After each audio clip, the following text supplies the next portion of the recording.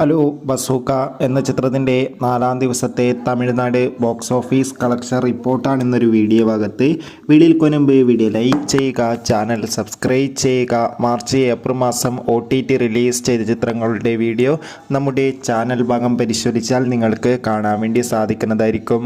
മമ്മൂട്ടി, ഗൗതം വാസുദേവൻ മേനോൻ, അതോടുകൂടി തന്നെ ദിവ്യ പിള്ളെ, ഷൈം ടോം ചാക്കോ എന്നൊക്കെ പ്രധാന കഥാപാത്രങ്ങളായ ചിത്രമായിരുന്നു ബസൂക്ക. ചിത്രത്തിന് 4-ാം ദിവസമായി ഇന്ന് അത്യാവശ്യം ഒരു അഭിപ്രായം തന്നെയാണ് ബാംഗ്ലൂരിൽ നിന്ന് പുറത്തുകൊണ്ടിരിക്കുന്നത്.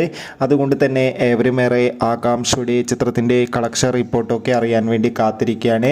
ഫൈനലി 4-ാം ദിവസത്തെ ഏറ്റവും പുതിയ ബാംഗ്ലൂർ ബോക്സ് ഓഫീസ് കളക്ഷൻ റിപ്പോർട്ടൊക്കെ പുറത്തുവന്നിരിക്കുകയാണ്.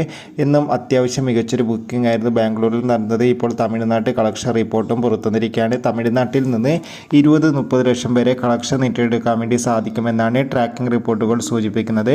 ബാംഗ്ലൂരിൽ നിന്നും അതേ ഒരു കളക്ഷൻ നേടിയെടുക്കാൻ വേണ്ടി സാധിക്കുമെന്നാണ് ട്രാക്കിംഗ് റിപ്പോർട്ടുകൾ സൂചിപ്പിക്കുന്നത്. കാത്തിരിക്കാം. ബൈ.